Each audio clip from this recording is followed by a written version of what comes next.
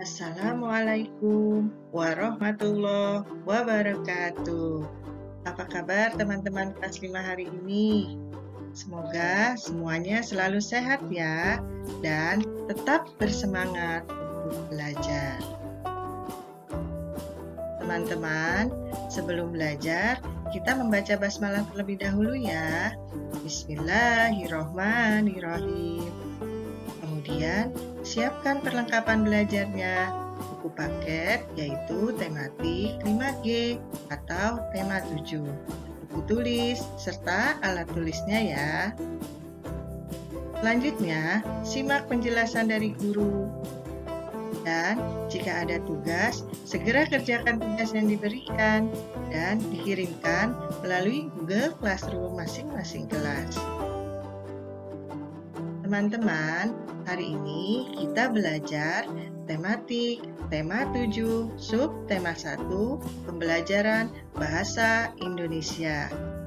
Dengan kompetensi dasar yaitu 3.5, menggali informasi penting dari teks narasi sejarah yang disajikan secara lisan dan tulis menggunakan aspek apa, di mana, kapan, siapa, mengapa, dan bagaimana. Dan tujuan pembelajaran kita hari ini adalah siswa mampu menggali informasi penting dari teks cerita sejarah dengan benar.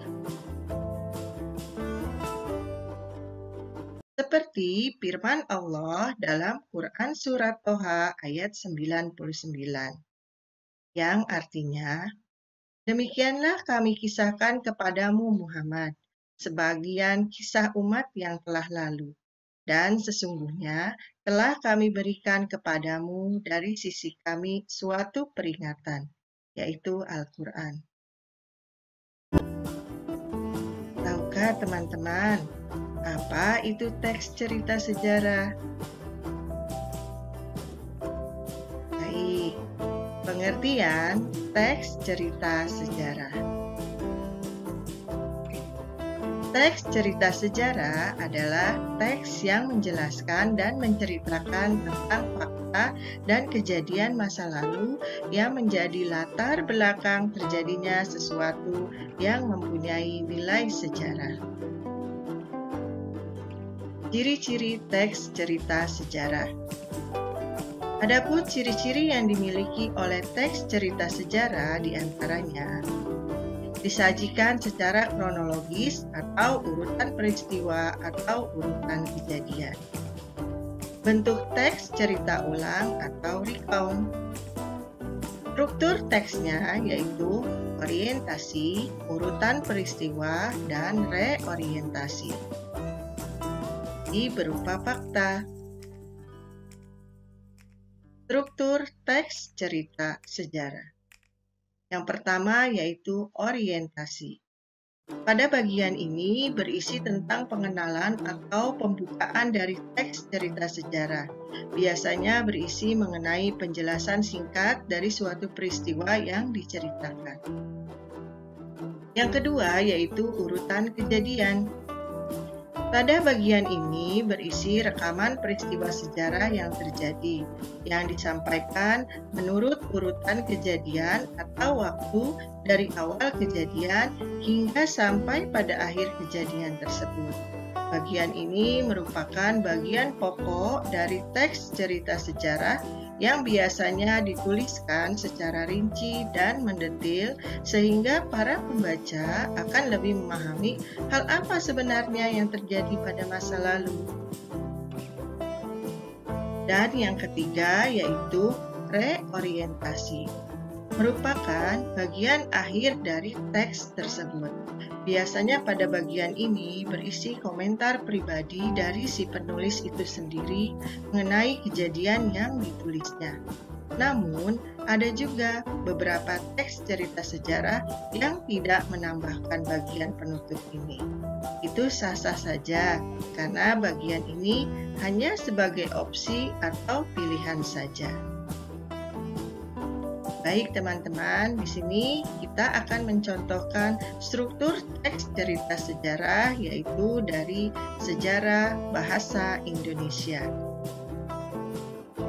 Orientasinya yaitu bahasa Indonesia merupakan bahasa nasional negara Indonesia. Bahasa Indonesia diresmikan penggunaannya setelah Proklamasi Kemerdekaan Indonesia, tepatnya sehari sesudahnya, bersamaan dengan mulai berlakunya konstitusi. Bahasa Indonesia pada dasarnya berasal dari bahasa Melayu. Pada zaman dahulu, lebih tepatnya pada zaman Kerajaan Sriwijaya, bahasa Melayu banyak digunakan sebagai bahasa penghubung antar suku di pelosok Nusantara.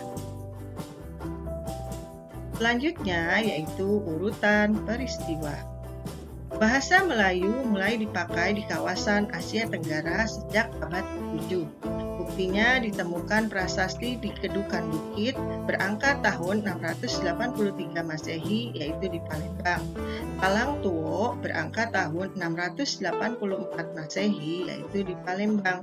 Kota Kapur berangka tahun 686 Masehi, yaitu di Bukit Barat. Dan Karang Birahi berangka tahun 688 Masehi di Jambi. Prasasti-prasasti itu bertuliskan huruf Pranagari berbahasa Melayu kuno. Bahasa Indonesia secara resmi diakui sebagai bahasa persatuan bangsa pada Sumpah Pemuda tanggal 28 Oktober 1928 sesuai dengan butir ketiga Ikrar Sumpah Pemuda, yaitu kami putra dan putri Indonesia menjunjung bahasa persatuan, bahasa Indonesia. Penggunaan bahasa Melayu sebagai bahasa nasional atas usulan Muhammad Yamin dalam pidatonya pada Kongres Nasional kedua di Jakarta. Pada tahun 2008 dicanangkan sebagai Tahun Bahasa 2008. Oleh karena itu, sepanjang tahun 2008 telah diadakan kegiatan kebahasaan dan kesastraan. Untuk peringatan 80 tahun Sumpah Pemuda, diadakan Kongres ke-9 Bahasa Indonesia pada tanggal 28 Oktober sampai 1 November 2008 di Jakarta. Kongres tersebut membahas 5 hal, yaitu 5 hal utama, yaitu bahasa Indonesia, bahasa daerah, penggunaan bahasa asing, pengajaran bahasa dan sastra, serta bahasa media massa. Dan selanjutnya adalah reorientasi, yaitu pada peristiwa Proklamasi Kemerdekaan Republik Indonesia pada tanggal 17 Agustus 1945 telah mengukuhkan kedudukan dan fungsi bahasa Indonesia secara konstitusional sebagai bahasa negara.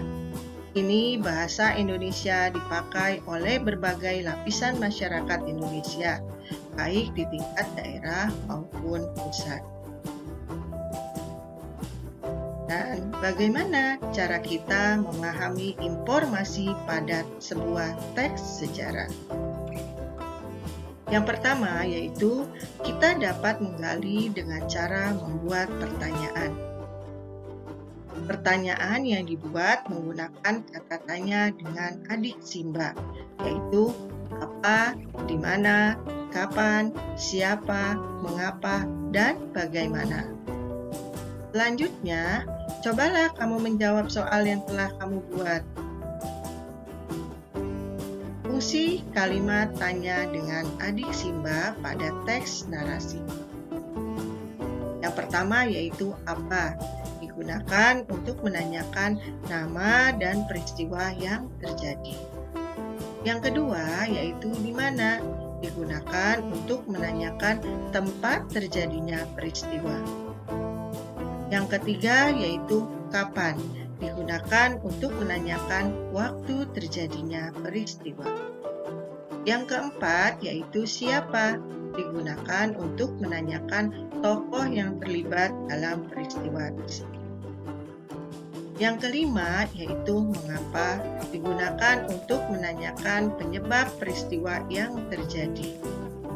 Dan yang keenam, bagaimana digunakan untuk menanyakan keadaan atau cara saat terjadinya peristiwa. Baik, berikut ini adalah contoh kalimat tanya dengan adik Simba pada teks narasi sejarah. Yaitu, apa yang terjadi pada tanggal 28 Oktober 1928? Selanjutnya, di mana diadakan Kongres ke-9 Bahasa Indonesia? Kapan dicanangkannya Tahun Bahasa? Siapa yang mengusulkan penggunaan bahasa Melayu sebagai bahasa nasional? Mengapa tahun 2008 diadakan kegiatan kebahasaan dan kesastraan? Dan bagaimana peristiwa Sumpah Pemuda terjadi? Baik, berikut ini adalah kesimpulan materi yang bisa kita ambil. Yang pertama yaitu teks cerita sejarah adalah teks yang berisi peristiwa sejarah dan disampaikan dalam bentuk narasi. Berikut ini adalah cara menggali informasi dalam teks cerita sejarah. Yang pertama yaitu membaca teks dengan cermat. Yang kedua yaitu menggarisbawahi gagasan pokok setiap paragraf. Yang ketiga, menggunakan kalimat tanya dengan menggunakan kata tanya adik Simba untuk menemukan informasi teks. Dan yang keempat yaitu menjawab pertanyaan yang sudah dibuat. Demikianlah teman-teman materi yang bisa Bu Lila sampaikan untuk pertemuan kita hari ini. Alhamdulillah, terima kasih teman-teman. Semoga bermanfaat. Wassalamualaikum warahmatullahi wabarakatuh.